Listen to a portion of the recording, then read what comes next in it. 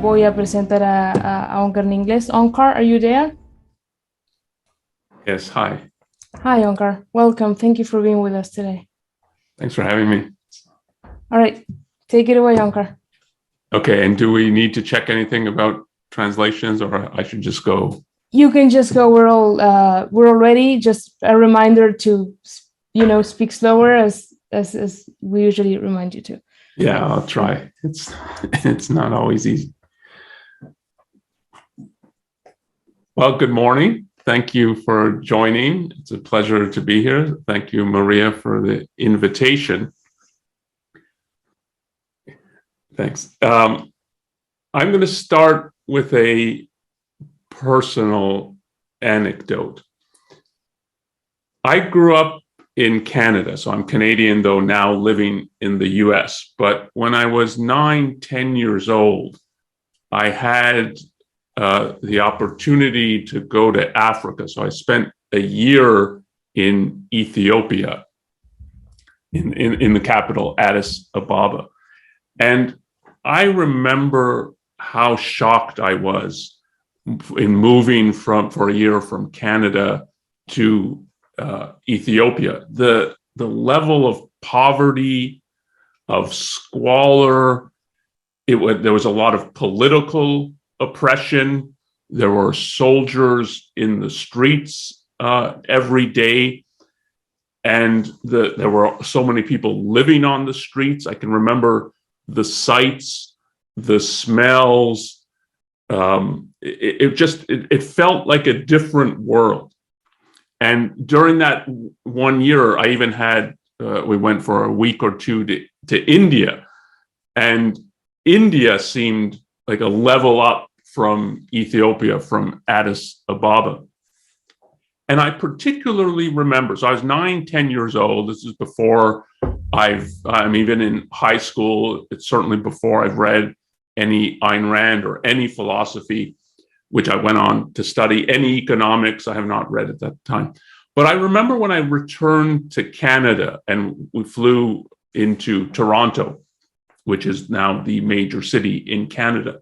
And that in coming back to Canada, flying in and then taking the taxi home from the airport, that it felt like I was entering or re-entering, since I was from Canada, a different universe. So not just a place that was richer, more well-to-do, people were doing better in Canada than Ethiopia. It felt like I was entering, or as I said, re-entering, coming back to a different universe. So one way this is often put, it was experienced as a difference in kind, not in degree. Not just Canada is a little more wealthy and it's politically a little bit more free than Ethiopia was. And Ethiopia at that time, so this was just before, for those who know some about the history in Africa and sort of the West relationship to it, this was just before the major famines in Ethiopia. They were actually going on, but it was before they made news in the West, and there was all kinds of aid programs and artists and musicians and so on organizing concerts for aid to Africa and Eastern Africa in particular. So it was a place that was really doing badly. And it coming to Canada felt just, as I said, like it's a different world, a different universe. And I remember thinking at 9 or 10, like, why is this? Why does it feel like it's a different universe? And a few years later, so it's probably 7-8 years later, when I started reading Ayn Rand, the first thing I read of Ayn Rand's was Atlas Shrugged. That book really hooked me onto her ideas, her philosophy. So I picked up the other novels, The Fountainhead, Anthem, We the Living, and I started reading as well her nonfiction books like The Virtue of Selfishness and Capitalism, the Unknown Ideal. And in that book, Capitalism, the Unknown Ideal, she named what accounts, I think, for the difference in kind that coming back to Canada, and Canada is pretty similar to the US, particularly to the northern US, to places like Michigan, New York State, Vermont. Coming back to Canada, why did it feel like there was such a difference, that it's a different universe? Ayn Rand made the point in one of her essays that almost every profession in a dictatorship, and Ethiopia at that time was a dictatorship, almost every profession exists. So there's teachers, and I went to school when I was in Ethiopia. There were doctors and nurses, and I had one episode where I had to get to go to the hospital. There's police. There's even some scientists and engineers. There's farmers. There's manual laborers. There's politicians. There certainly was that. There were bureaucrats. There's bus drivers and taxi drivers and soldiers.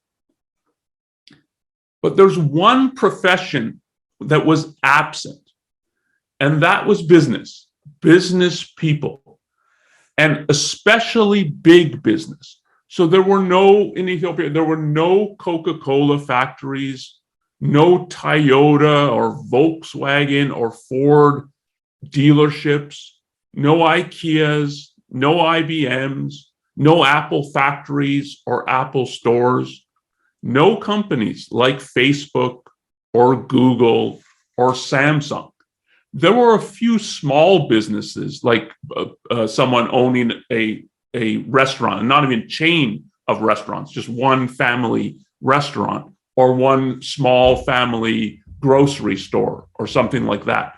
There was a little bit of that, but essentially, there was no business. And particularly, as I said, if you think of it as big businesses, as the companies that have a global presence, they did not exist in Ethiopia. And that is the explanation for the radical difference between a place like Canada or the city of Toronto and the city of Addis Ababa at the time.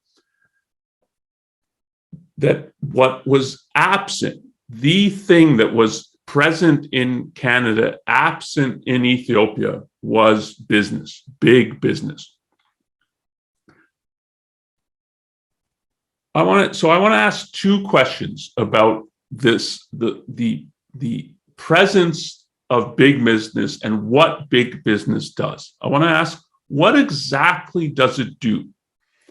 So business, as I say, I'm putting it particularly as big business, when it reaches the scale of an Apple, a Toyota, a Samsung. Why does it have such a transformative effect? Why is Canada or the US so different from Ethiopia and parts of the world like that? And the second question is what businesses do good? Is it morally good? Or is it evil? Is it morally evil? You can put that question a slightly different way. Do we have the correct evaluation of business? And what I want to talk about in these next 30 minutes or so is how to think about what the actual role of business is, that what business does, and what the putting the contrast, and the contrast you could see as a child, that I could see at 9 or 10, that Canada or the US is like a different universe in comparison to Ethiopia. And the one salient thing present Canada, absent in Ethiopia, was business. So why does it have such a life and death difference? Why does it make such a life and death difference? Why is it so transformative? And then the second thing I want to talk about is the fact that we have a very negative view of business and why that is. And that if we're to truly enjoy all that business actually brings to the world, and if we want more of it, and on an even greater scale than exists today, we have to radically change our view on our evaluation of big business. So those are the two things that I want to talk about in the next 30 minutes. And the first and obvious one, as it should be first, is what does business do? And then we can ask, what should our evaluation of business and big business be in comparison to what it actually is? That is what the evaluation and the conventional and dominant evaluation today. So what does business do? And big business, I'd say, if you put it in a sentence, what big business does is it produces material wealth. It produces material wealth.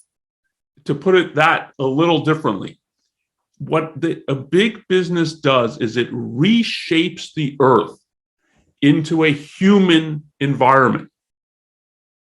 The difference between Addis Ababa and Toronto was that, relatively speaking, Addis Ababa was not a human environment. It was an environment in which people were living closer to nature, trying to scrape out a living and having great difficulty doing that. As I said, this was just before the period of the famines hitting the West, but people were already dying in the thousands for lack of food, for lack of water. And it's why don't they have food? Why don't they have water? Why don't they have all these other things that we were enjoying in Canada? Is they don't have businesses and big businesses that are producing these things. So when we think of progress and when we think of wealth, the tendency today is to think of, well, you need science and you need innovation. Both of those are true, that you need science and you need innovation, you need inventors, but that's not enough. So you do need scientists. And if you think of the kind of the advent of science from Galileo and Newton on to the present day, people doing research in biology, in medicine, in computer science, discovering new ways to design chips, microprocessors, and so on. You need scientific knowledge, and you need scientific knowledge advancing in order to get progress. And then you need people taking that scientific knowledge and inventing new things, in inventing new inventions, new products, in making new microchips, making new cars, designing spaceships to go into to the moon and eventually to Mars. You need people doing that science and that kind of technological, innovative work. But if that's all you have, it's not enough to gain actual wealth, actual prosperity. And notice that a place like Ethiopia, I was there 79, 80, they have access to all the science that exists in the world. I mean, they can take classes, you can buy encyclopedias, textbooks, and so on. They have access to the scientific knowledge and to all the kinds of things that have been invented. So they have access to the scientific and technological knowledge, and yet they're still incredibly poor. Because what business does, and as I said, this is what was absent from Ethiopia, what business does is it takes scientific and technological knowledge and figures out how to produce things and produce things at scale. So producing things not like one prototype. Here's an invention that took us 3 years to build and $200,000. You can't sell that for $500. I mean, if you have a prototype of the iPhone, You can't sell that yet. You have to figure out, how do we produce this and mass produce this?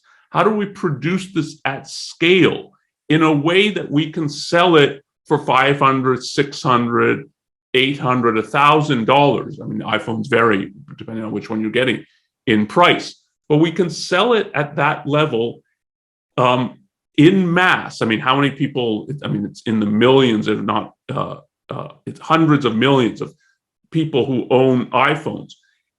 To say that you can produce it at scale and in mass means simultaneously that Apple can make a profit when it's selling an iPhone. So it makes a profit on each iPhone it sells, and the people buying it can afford it. But to say that they can afford it means that it's profitable for them to buy it. They would rather part with their $500 and get an iPhone than keep the $500, because the iPhone is more valuable to them. And no scientist and no inventor does that. It's businessmen who take scientific knowledge and new things that people are inventing or thinking of inventing, new prototypes, and they bring them to market, as it's often put. But it takes a tremendous amount of thought, energy, effort to bring scientific and technological knowledge and technological products to market, so that you have a mass market, and then you have millions and millions, and now we're on the scale of billions of people enjoying these things. And I mean, you can think of an iPhone, you can think of television screens, and there's obviously enormous scientific and technological knowledge that goes into a TV. But what is also a major accomplishment is that they are produced at scale. And if you think of TVs, for instance, the price, they keep getting better technologically, and the price keeps dropping. I mean, I can remember when I bought my first big screen TV, and big screen now wouldn't be considered very big. It was, I think, 50 inches. And it was over $2,000. And now you can buy something that is much bigger for less than half the price. That's an achievement not primarily of science and technology, but of business people figuring out how to produce things better and better and cheaper. So you're simultaneously getting things that the quality is going up and the price is going down. And when you look at the whole field of technology, the computer field, that's what you see. You see the quality going up and up and up. I mean, I can remember to my first computer that I bought, and the amount of memory and storage and so on and processing power that it has compared to a cell phone that you get today. The cell phone dwarfs it, and the computer was probably 4 times as expensive as the cell phone. So this is what business does, and particularly this is what big business does. They take science and innovation and they make it profitable to build these things at scale, so that we can all afford them. And so without big business, so you can look at it, I came from, as I said, from Ethiopia back to Toronto. And what impressed me was that, like, in Toronto, I'm entering a different world. But if you look at it from the other direction of going from a place like Canada to Ethiopia, modern life comes to an end. You revert back to a much more primitive, difficult, filthy level of existence where it's just hard, and it's hard for everybody. It's not like there's a few poor people in Ethiopia at the time. It's basically everyone, with the exception of some political elites who have the favor of the dictator. You go back to a much more primitive level of existence. You can put it, and it's accurate to put it like this. You go back to nature. what big business does is they take us out of nature, in which it's very difficult for us to live. And certainly, I mean, if you think of this, the world's population now, if big business disappeared, and all that they bring and all that they produce and create, all the economic value that they create, if that disappeared, the population maybe would be 1/10 of what it is now. That's, I think, being generous. So big business makes the modern world. The modern world is the achievement of big business.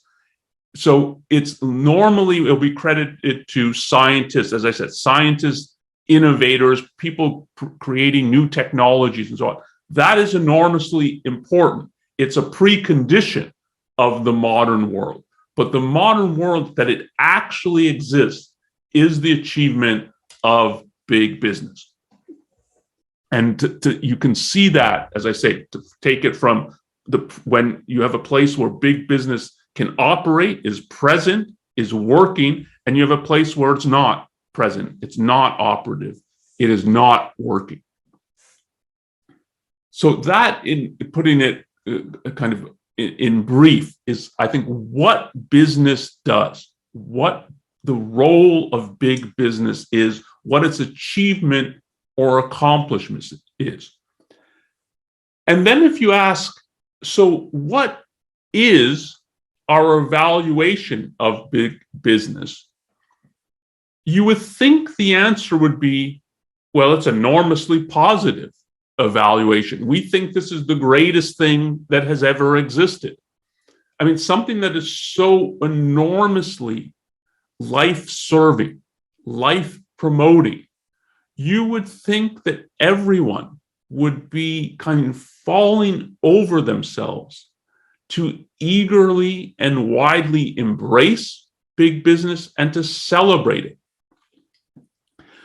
To go back to think of the science and technology realm, in the way that we admire a doctor who comes up, say, for a new treatment for colon cancer, and so the survival rate for colon cancer starts going up and up because a doctor has discovered a new way of treating it. Let's say it's a new form of chemotherapy to treat it. Our view of that doctor is like, this is great. This is a great accomplishment. You're enabling us to survive, and for people stricken with colon cancer to now have the prospect of surviving when before they wouldn't have it. Like, this is a great accomplishment. We celebrate it. Business does that on a much larger scale than just, say, a treatment for colon cancer. Everything that we rely on, from food to clothing to computers to cell phones to air conditioning to cars to the gasoline that fuels the cars to airplanes and air travel and the building of these airports, the paving of streets, all of this is the creation of big business. Where is the applause? Where is the moral appreciation for big business? It's virtually non-existent, I think, in today's culture. And it's even worse than that to say it's non-existent. We regard business people, and particularly, again, big business, with suspicion, fear. We even view them as a kind of evil that has to be shackled and controlled, not let loose, not left free. And let me just, I mean, there's a lot of things you could cite as evidence for this attitude. Let me just bring up a few things.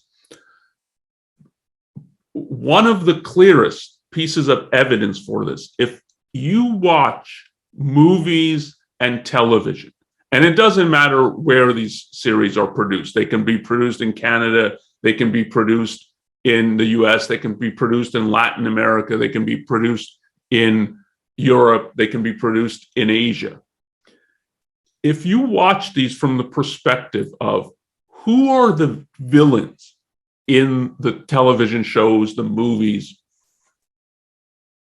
And particularly, if you watch it from the point of view, it will be, who are the stock villains? Who are the people that are, you can just kind of put up, yeah, they would do bad things. They would engage in theft. They would engage in fraud. They would engage in even murder. And you don't want to have much of a backstory to explain, like, why are they doing this? Why are they engaged in stealing from other people? Why are they killing other people? You don't want to explain it because you don't want to spend 10 minutes of the television program or of the movie going into any explanation. So a stock villain is like, everybody will know, yeah, they do that kind of thing. You don't have to explain it to the audience. If you watch, and if you just watch for a week and make a list of who the villains are, you'll see it's insurance companies, drug companies, oil companies. It's big business of various sorts. I mean, it will be bankers, financiers, and particularly when they're doing it at scale, it will be big business, will be trotted out as, yeah, these are the kind of people who lie, who cheat, who rob, and who kill and murder. And there's no explanation for it. Like, everybody knows this. And why do they do this? And why do you know this? Well, because they're in business. Isn't that what everybody does? We all know that that's what business really is about. We know it's evil. And that, there's no other group that even would, that this happens to at the scale that it happens to businessmen. And there's nobody who would stand for it either. And I'll come back to that point. I mean, imagine that the stock villains in movies and TVs were doctors. Like, every time there's a murder, it turns out, well, it's a doctor. Doctors would protest that, like, you are scapegoating us. This is not what we're about. Or if it was every time it's women, or every time it's some racial minority who's the stock villain, people would say, no, this is really out of order. But that's not what they say when it is that the stock villain is a businessman, and particularly a big businessman. He runs an insurance company. He runs a pharmaceutical company. He runs an oil or coal company. And what you see now, movies, television, obviously these are made up stories. But if you turn from that world to the real world, you see also a persecution of businesses, and particularly of successful businesses. So people think of the US as it is a business-friendly place. Many of the leading companies in the world, particularly when you think of Silicon Valley, so of the leading tech companies in the world, or American companies, Apple, Facebook, Google, Twitter. And there is a sense in which the US is a pro-business place, but not in the sense of according business any moral respect or moral appreciation or moral applause. It's the contrary. These are some of the most successful companies in the US. They're responsible for bringing the US and help with the whole world to bring it into the internet era. But people like Apple, Google, Facebook, Twitter, their CEOs are dragged to Washington to, in quotes, testify before the government, before Congress. And if you watch those hearings, they're grilled. So these CEOs, they're not thanked for what they've done. Nobody appreciates the accomplishment. They're drilled and grilled about, how dare you do this with your platform, not allow us on this person to speak, or you have this policy, and how come you didn't do anything about Russian interference in the election, and so on, as though it's Facebook's responsibility to conduct foreign policy, not the government's. responsibility. They're grilled and they're treated as they can do nothing right. They haven't accomplished anything, and there's nothing to thank them for. And it's not just the politicians doing this. And these are politicians who, many of them are elected through using Twitter and Facebook and getting a presence on social media that they weren't able to do before. Like someone like an AOC, who's a young congresswoman here in the US. I mean, part of her whole method of gaining office was to really know how to use social media. So these are people who are actually benefiting from what Zuckerberg has done, from what Google, Twitter, Apple have done, and yet they're treating these companies and these CEOs like villains. And that gets translated into actual legislation. So there's a whole revival of the antitrust laws. And it's not just in the US, it's in Europe and other parts of the world. The antitrust laws are trying to control, penalize, break up the most successful big businesses. I mean, they're now targeting things like Facebook and Google and even Apple before they've targeted Microsoft. And before that, when you look in the US, but it's true in Europe as well, it's the most successful companies, the IBMs, the General Motors, the General Electrics, that are targeted by antitrust. And if you imagine for some other profession, if we treated our most successful doctors or our most successful soldiers, so the doctors who invent or administer treatments that cure a lot of people, a surgeon who performs heart surgery, and he has a great track record of his patients recovering, or a soldier or a general who won victories in a war against an enemy. If we took our most successful doctors and soldiers and dragged them before Congress and the government and said, like, what the hell are you doing? And we need to control you because what you do is bad.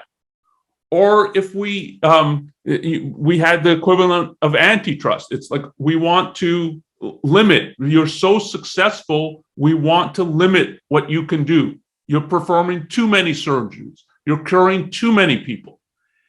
It would be bizarre if that is how we treated the best doctors and the best soldiers. But really, nobody blinks an eye and nobody says anything when this is how we treat the best businesses, when this is how Facebook or Apple or Google or Twitter, and as I said, you can go on and on for the most successful companies, and they're the targets of government antitrust laws. Nobody speaks up that, like, why are we penalizing the most successful businesses? These are what enable us to live a modern life and a prosperous life and a life where we expect progress. It's like we expect every iPhone to be better than it was. We expect Google search to be better. We expect Google Gmail and Google Docs to get better and better and better. And yet we tolerate that, we'll treat them as though the essence of what they do is there's something really wrong with it. Nobody speaks up. And no business people speak up. When is the last time you heard a business person, a CEO, really defend their company, and particularly when they're a big business, to defend, we make a lot of profit, and that's good. It means we're creating tremendous amount of value. We're creating that value for ourselves, for the owners and shareholders of the company, but we're creating value too for everybody who deals with us, everybody who trades with us, everybody who buys an iPhone or an iPad is benefiting. What we do is produce values on a massive scale. The evidence of that is the massive profits we're making. And we're enormously proud of this accomplishment. And you should be too. You should recognize it, and you should respect and admire this achievement rather than treat us like we're one step away from defrauding our customers, let alone murdering them, if you take, again, what is depicted in movies and TVs. I don't think you hear this at all from business people. If anything, what you hear is that they keep apologizing for their success. You can take something like, again, this is a US phenomenon, but I think it has worldwide kind of exposure. The giving pledge that a lot of the wealthiest CEOs, people like Bill Gates, Warren Buffett, have pledged. And one of the ways that giving pledge is formulated is that we're going to give back. And in English, what that means, that you're giving back, is you're giving back what you've taken. It's like, give back the bike that you stole. The whole framing of it as what we're going to give back is that we've taken something that we didn't really deserve, but don't worry, at the end of our lives, and for some of them, it's like before we die, it's not in our will, we're going to give this money back during our lifetime. That is not someone saying, yeah, what I'm doing is good. It's someone saying, yeah, it's not too good what I'm doing, but don't worry, I'm going to make a correction. I'm going to make amends for what I'm doing.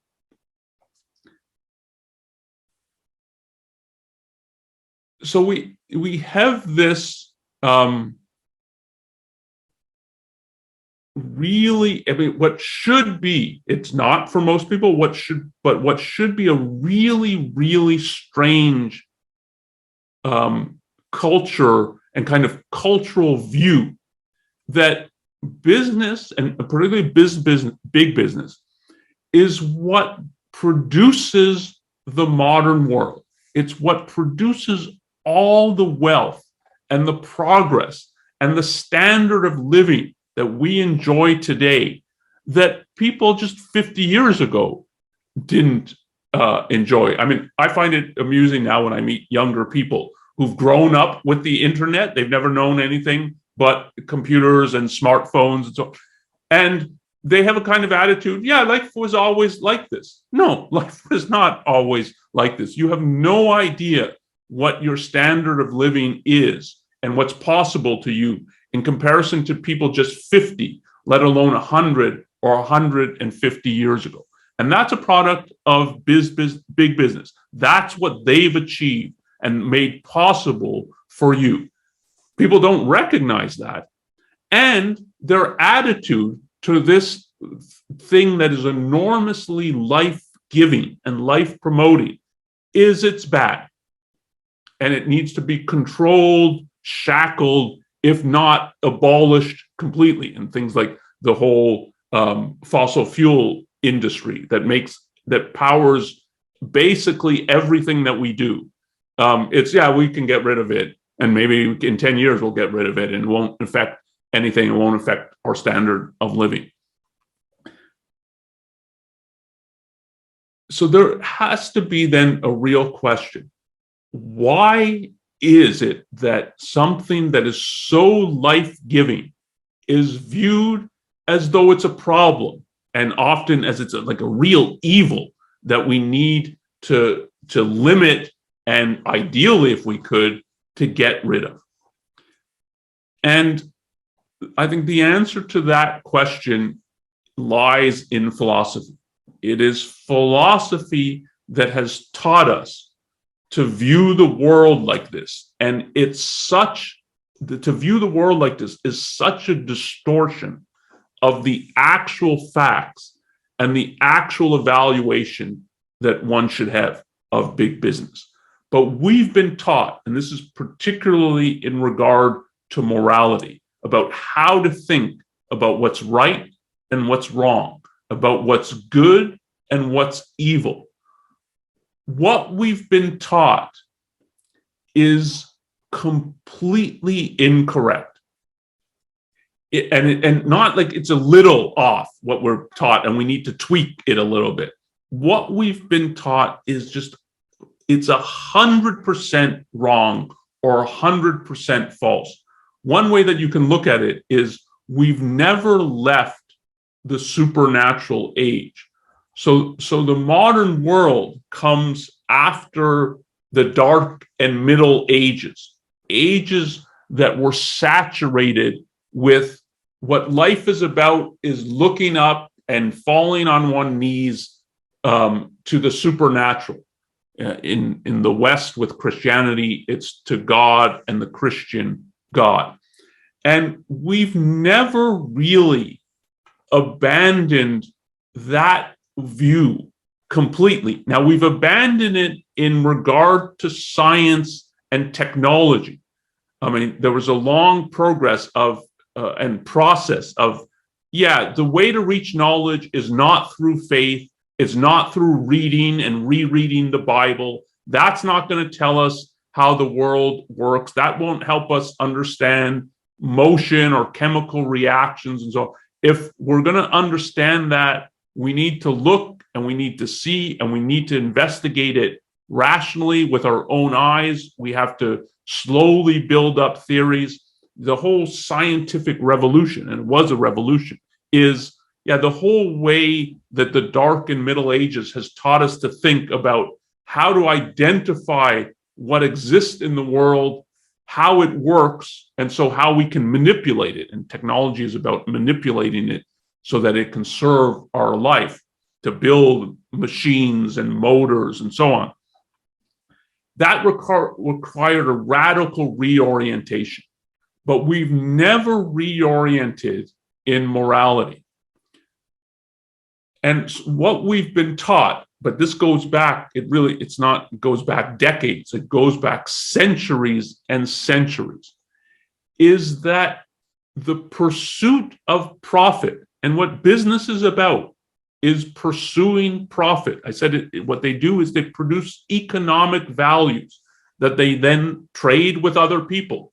And both people are profiting. When you buy an iPhone, Apple profits and you profit. The whole world of business is motivated by profit, by gaining, by self-interest. Both Apple views it as, we're better off if we sell this iPhone to you. That enriches us. This is for our self-interest. And you, when you're buying an iPhone, view it as, this is good for me. This profits me. I'm gaining. This is in my self-interest. So the whole realm of production and trade is selfish, is the way Ayn Rand will often put it. But you can put it, it's selfish, it's self-interested, it's about profit, it's about gain. And big business is the people and the companies and the whole industries that do this successfully, that they're producing an enormous amount of value, and so gaining an enormous amount of profit, advancing their interests and the interest of their owners and shareholders and so on, enormously, and in advancing the interest of the people trading with them, their customers, enormously. So big businesses are people who are motivated and actually producing profit on a huge scale. That's what it means to say they're big business. So above all else, they're seen as, they're motivated by gain, by self-interest. They're selfish. And if you have a view in morality that says, but the pursuit of profit, the pursuit of gain, the pursuit of self-interest, the pursuit of selfishness, we all know that's evil. That's wrong. Morally, that is not what you should be doing. That is not what life is about. And that is what we're all taught to think. We've been taught to think that from basically from the point we were born, certainly from about age 2 or 3. When you look at programs in pre-kindergarten, educational things all the way up to the colleges and universities. They teach this in some form or another. It's true of our educational system. It's true of our family life, and it's true of, particularly true of our religious life. This is what religion has taught, that the pursuit of profit, of gain, of self-interest, of being selfish is evil. And if you have that view that everybody holds, everybody is going to think that business is, there has to be something evil about what they do. And even if we don't know what it is, we know they're motivated by evil. So they must be just waiting. Even if we can't say this is what Facebook has done, or this is what Apple has done, or this is what Twitter has done, that we know is like, that's a crime. They've actually stolen or even murdered people. They don't know any of that because it doesn't happen. But that you'll have congressional hearings about this is like, we know they must be doing something really bad because they're motivated by evil. And as long as we keep investigating, we'll eventually find it. It's in effect a simple syllogism that operates in people's minds, even if they're not fully conscious of it. It's big business is about profit. Profit is evil. Therefore, big business is evil.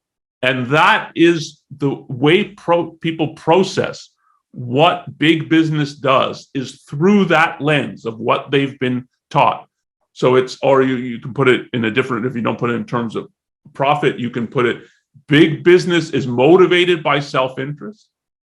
The interest is evil. That is, motivation by self-interest is evil. Therefore, big business is evil. And people can see, and you can see the contributions that Apple, Facebook, Google, Microsoft have made to your own life. You can see when you're using Gmail and Google Docs or Microsoft Office and you're on your iPhone 5 or 6 or 7 or 8 hours a day, you can literally see day to day the way that you're benefiting from it. And yet you don't regard them in the way that you would regard a doctor who helped treat your colon cancer as, yeah, this is enormously pro my life, and I have great respect and moral admiration for what they do. This is not how people look at the world, because they've been taught to think that the motivation is evil. And so to look at people who are, as I said, they're doing things that, if you just think of an individual doctor and you think of Apple or of Google, in the way that those companies have positively affected millions of people's lives, they're doing it on a scale that an individual doctor does not do it. And yet there's nowhere close to the appreciation for what they do as there is for an individual doctor. And obviously, I'm not arguing that one should not respect and admire and morally admire what a doctor does. It's rather, we should have the same view of the business achievement and business accomplishments that we have of what a doctor does. And yet we do not have this. And let me go back to this issue. Business people don't have this. So business people have been taught, like everybody else, that the pursuit of profit, of gain, of self-interest, of selfishness is evil. And they buy it, that is, they absorb and accept this view in various ways. Not fully, not deep down, and particularly when you think of the people leading big businesses, you can see that they're passionate, personally passionate about what they're doing. They see it as it's producing value.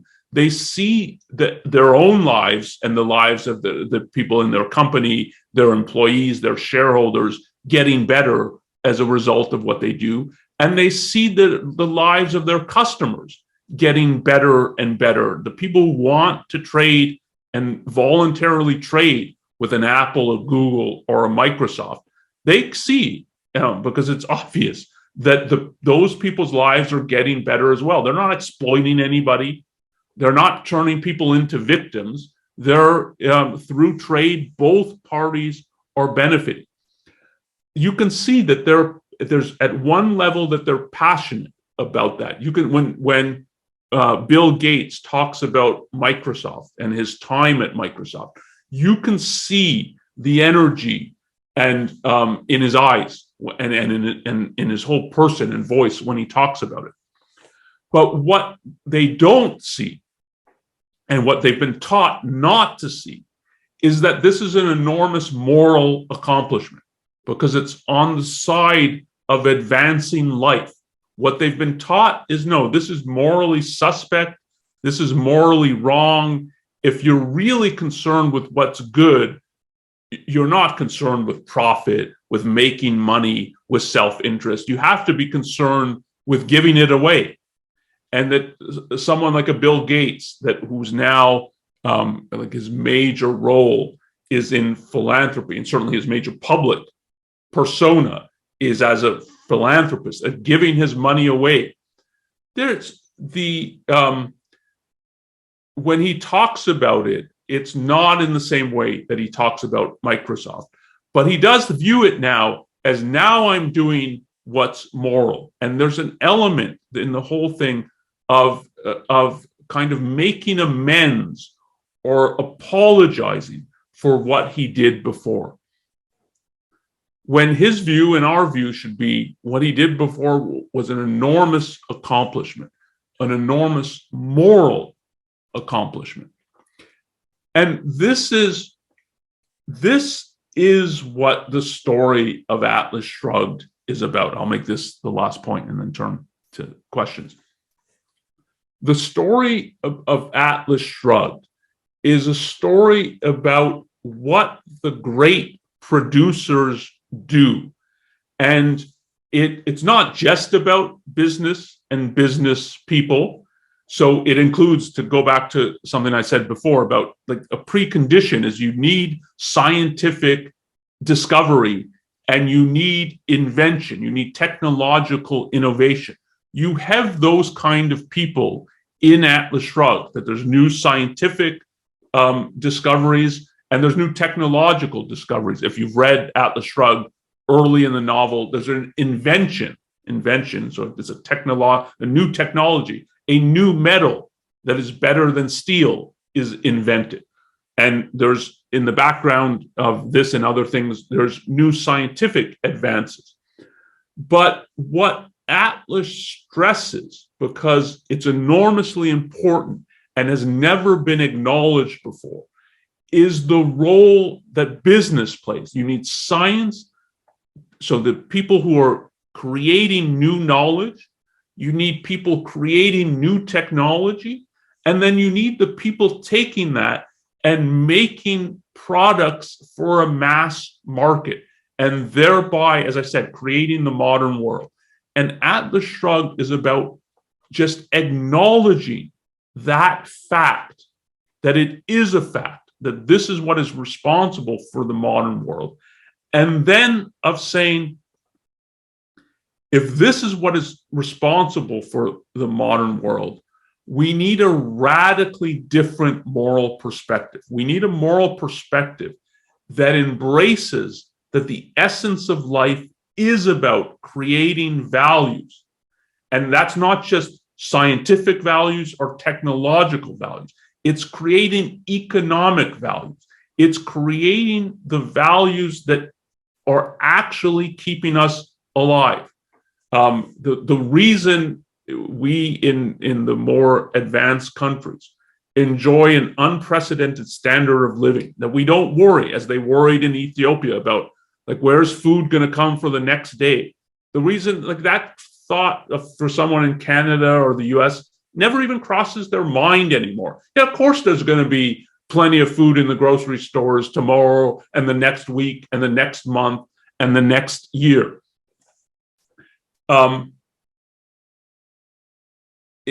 the reason it never even crosses their mind, like that this might not exist, is because business makes it, and big business makes it exist day after day after day.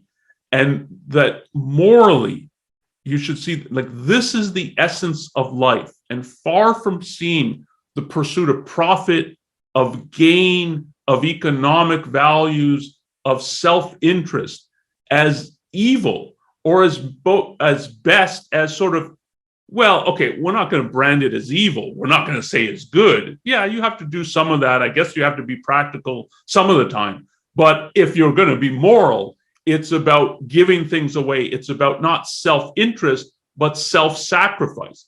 It's not about gaining. It's about losing. It's giving up things, getting nothing in return.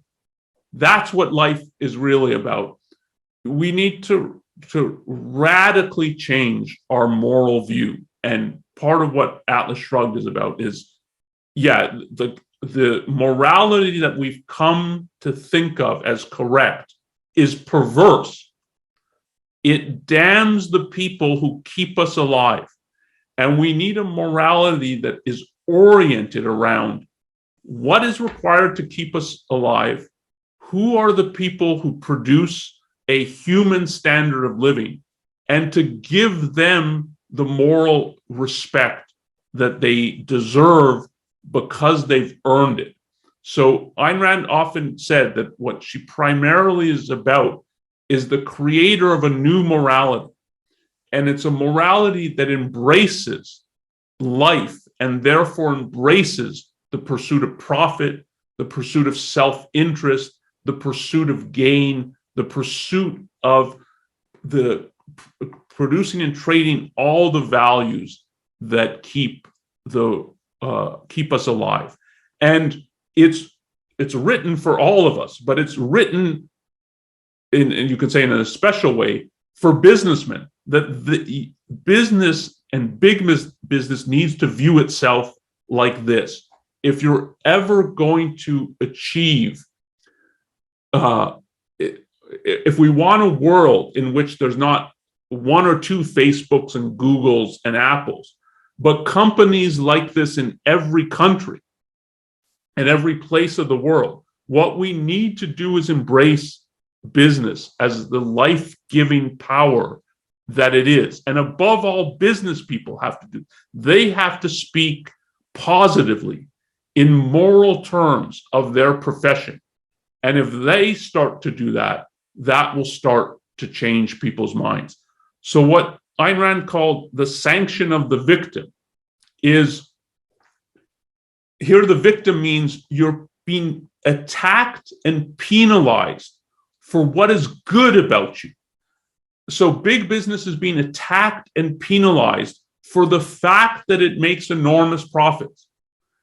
And that you should not allow yourself to be attacked and penalized for what is good about you. So it'd be one thing if we had these government hearings and they brought out, like, here's the 5 people Mark Zuckerberg killed. Like, I mean, if it was a movie, that's what it would be. We should have a very negative view of Mark Zuckerberg. There's nothing like that. And business people should not allow themselves to be treated like this. That's the sanction of the victim. They, in effect, agree and accept the verdict that, yeah, what you do is suspicious, not good, probably evil. We need to control you, and so on. You should give back what you've taken, which means what you've stolen. They accept all of that. And we'll never have a world in which Silicon Valley is not just a valley in California, but it's more like that's what the whole world is like. And so a world of enormous progress until people who are doing something good don't accept the label of evil for what they're doing. And that will take, Ayn Rand thought, a real moral revolution. Okay, let me stop there. I think we have 20 minutes for questions. That was a great talk, Onkar. Thank you so much for your thoughts there. So we have several questions from several sources. I wanted to ask, so as you mentioned, people see businessmen as enemies, or they vilify them. And I think part of that is that they see them as sometimes as exploiters, or that they have some power over people, like some sort of way of using force against them, whether it is to exploit them as employers or via, very expensive prices for the products or what have you. But there's a confusion here between who actually yields the power to use force. And Ayn Rand referred to this when she talked about political power versus economic power. Can you elaborate a little bit on that and why people confuse these two types of powers? Okay, so yes, so it's important for understanding politics and political philosophy, and for understanding economics, to make that there's a fundamental difference. And so you have to make this difference in your mind. You have to think of it like this. There's a fundamental difference between economic power and political power. Both are forms of power, but they're radically different. Economic power is the power to produce and then to offer things for trade, to invest in things, to invest in new projects, to start satellite offices and companies, think of when a business goes from national to international. It's using its profits to buy land, to employ people in other areas of the world. When Coca-Cola is everywhere, it has to deal with people in every country, find people who are going to sell to the grocery stores and so on, put the products on the shelves. That's a power. Like, it's able to do that because it's made an enormous amount of money, so that it can then say, well, I'm going to use some of this money to buy store shelving. Like a place on the store shelves in Argentina and in Brazil. And so it's a form of power. And when you're just starting off, you don't have that much capital. You're not able to do that. You're thinking of, okay, we're going to try to make a profit, and then we can expand a bit. And maybe 10 years down the road, if your company's going well, it will become international and so on. So that's a form of power. But to say it's the power of production and trade means you're only dealing with people who agree that the terms that you're offering are, in their context, good. That is, I view this as beneficial. So the example that I gave in the talk of when you buy an iPhone, Apple's profiting, like it's making money off of you. But to say it's making money off of you is not to say it's exploiting you, because you're gaining from Apple. You want the iPhone. The people that line up, they used to line up, for hours when the launch of the new product, when it's going to be on sale. They want it because they think that my life will be better with this thing. I'm able to do more, take better photos. It has a faster processor. I can get more work done. They're benefiting. So what the business offers is a value which you can take or leave. And you take it if you think, given your alternatives, this is the best thing to do. You might like, well, I would rather have an iPhone cost $50 than $500. Yeah, but Apple can't make a profit if it's $50. It's trying to gain, you're trying to gain, and you exchange or trade when you're both think, okay, yeah, this is better. I'm better off as a result of this. Political power is very different. You can put it, economic power offers a positive. I'm offering you this iPhone. If you think, no, my life, I don't need an iPhone, okay, don't buy it. It's offering a positive, which you can take or leave. Political power is essentially negative. Political power is the power to use force. And what that means is it's legitimate for the government to use force. So it has police, it has law courts, it has jails, and it can fine you, it can imprison you, it enforces rules. But to say it enforces them is to say it coerces you that if you take a certain kind of action, you're going to be met with force. So if you steal from someone, the police come and they'll take back what you stole, and they might fine you or put you in jail for 6 months, a year, or 5 years. If you beat someone up, the same. So political power is a negative, and it's an important power. And it, as the kinds of examples I just gave, how it should be wielded is when people start doing something wrong, when they start violating other people's rights, when they start robbing people, engaging in theft, fraud, beating people up, murdering them. You need the political power to restrain those people. So both are important, but they're radically different. And one should not think in the same way about these two. The problem with the modern world is that these two things are often intertwined now. The way Ayn Rand would put it is that so this is true of the US, of Canada, and it's more true of places like Europe and Latin America, that we have a mixed economy, that you have a mixture of freedom and laws that respect people's rights and laws that seek to control people who are not doing anything wrong. So it's a mixture of freedom and controls.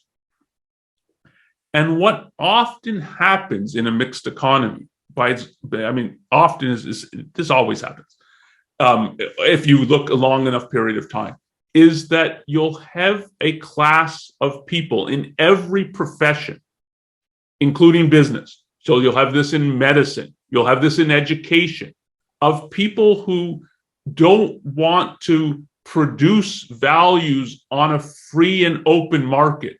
They want a shortcut, and they go to government for that. They want controls that will favor them and penalize other people. And you see that, like public education. Public education is rife with people, administrators, educators, who could not compete on a free market. But they've got the government telling people, yeah, you've got to send your people to these schools. We're going to tax you to pay for them. You might want to go to a private school, but no, we've taken the money from you and given it to a public school. So they've elevated certain people, penalized other people. And so it can look like, is this political? Is it economic? It seems like the economic is corrupt. And you have this in business. They ask for subsidies. They ask for taxes on their competitors, but not on them. Antitrust. Part of what happens is companies go and say, look, the antitrust, you should go after Microsoft, or you should go after Apple. They're too big. They're too good. And so then it becomes intertwined, and it's hard to distinguish the two, but they're in principle very different. And a proper political system separates these two so that businesses, but every profession, businesses, teachers, lawyers, doctors, can't wield political power.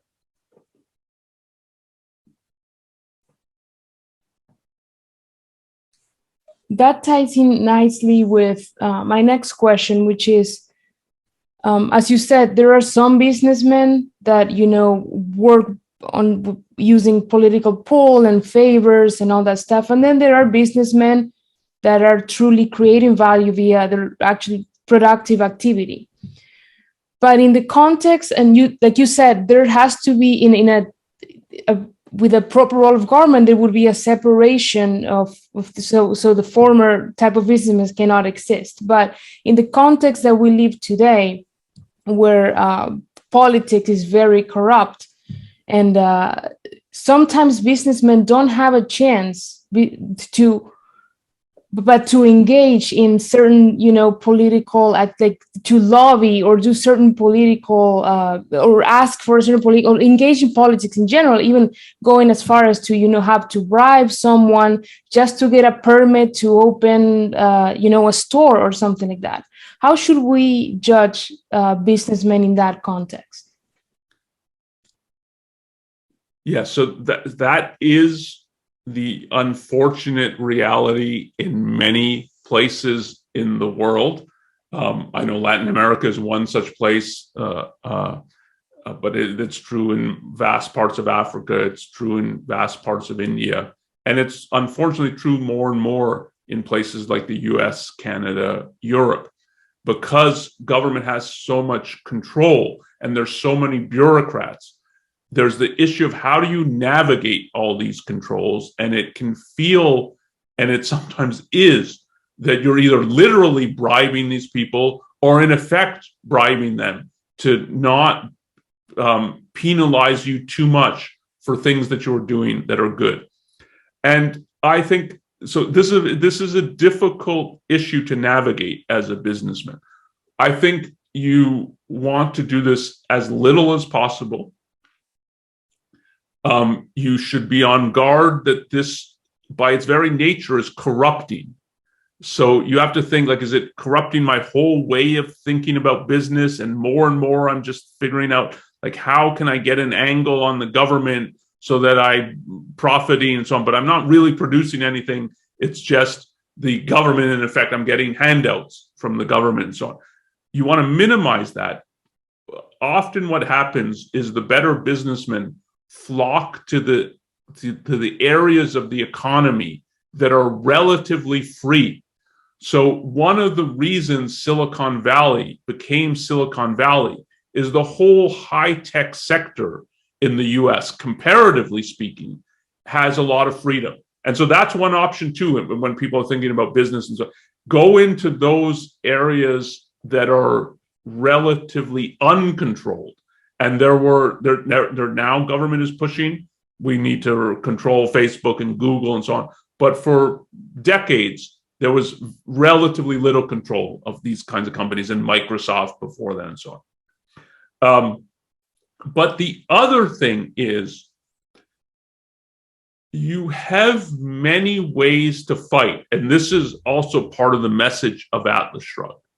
So both to expose the way in which the government is an obstacle to what you do, and in effect, what many of these people want is just bribes and be propped up and so on.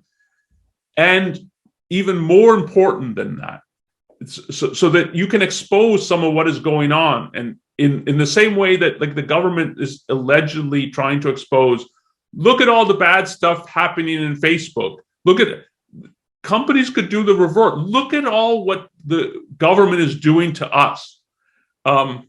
That's one thing. And then the other thing is, stop supporting and funding all the ideas and education that leads to this, so that promotes either a mixed economy or socialism that attacks businessmen. Like, if you look at the money business pours into universities and what they call now NGOs, non-government organizations, and they can be charitable, they can be like activists, like environmental groups. About 80% of these attack business and say government should have more power and business should have less. And business funds these things. And if business just stopped doing that, you would see enormous changes. So this is part of the issue, that it's, yes, in a mixed economy, you have to navigate some of this, but there are also ways to fight this.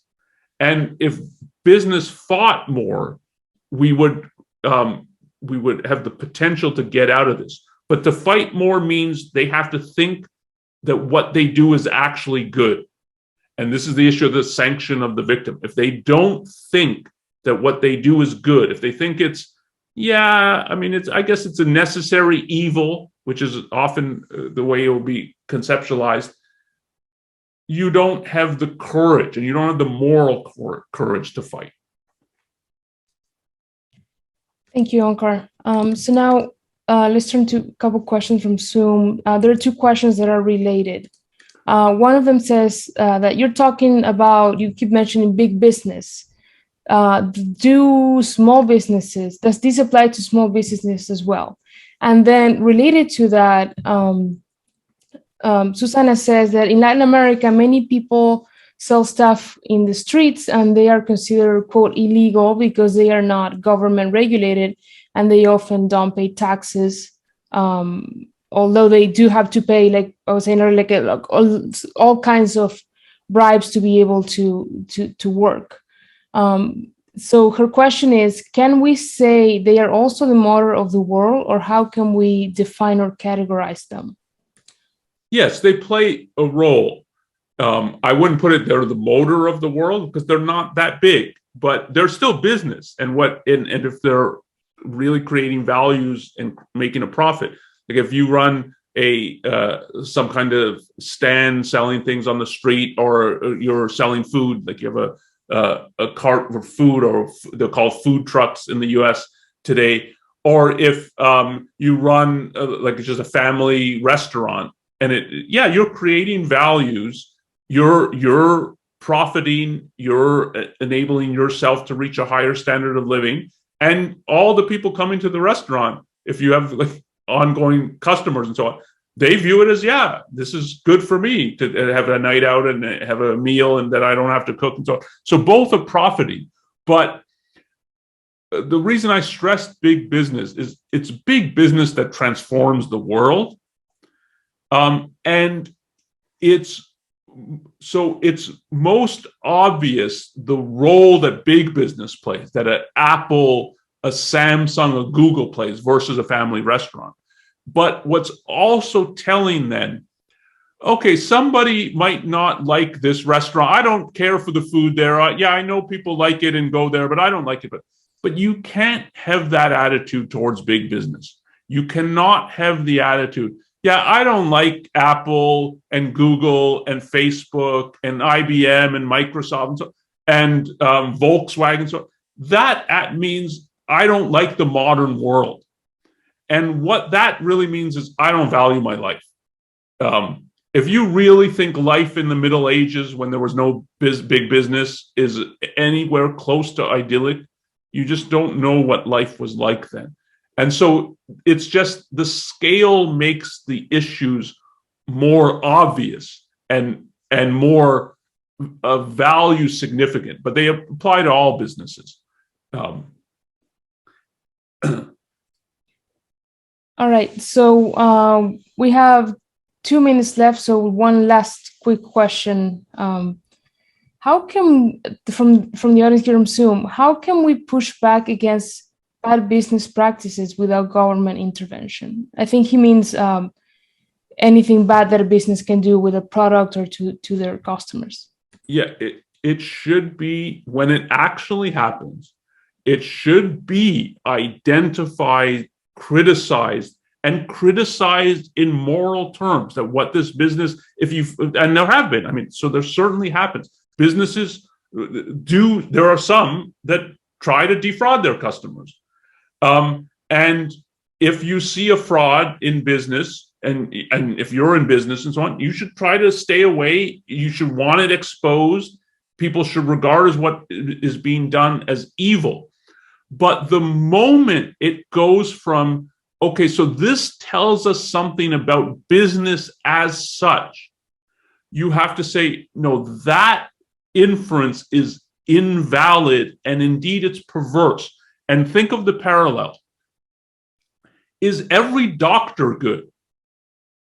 No. Have there been doctors who've done really bad things? Yes. Here in the US, there's a kind of ongoing scandals in the sports world of doctors who had been the physicians for Olympic team, for the Olympic gymnasts, who, committed sexual assault.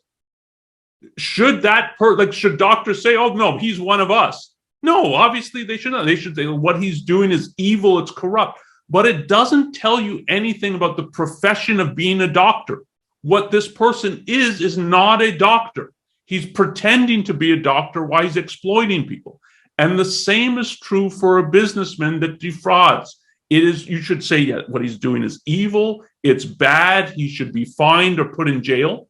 But it has nothing to do with business, because what he's doing is not business. He's pretending to be a businessman while he defrauds his customers. But what real business is about genuine trade, where the business is profiting and the customers are profiting. And the same is true for a doctor. What actual being a doctor is I'm helping the patient, not exploiting or sexually victimizing them. And I'm profiting. Like, a doctor should want to be paid. And doctors in the US, well, they're heavily controlled, but insofar as they have some freedom, ask to be paid, and they should. The patient gains, the doctor gains. And so you should have the same view. Yeah, someone pretending to be a doctor and exploiting people, it's really bad, it should be exposed, but it doesn't tell you anything about the profession of a doctor. And the same is true in business. Well, thank you so much, Onkar, for being with us here today. That's our time.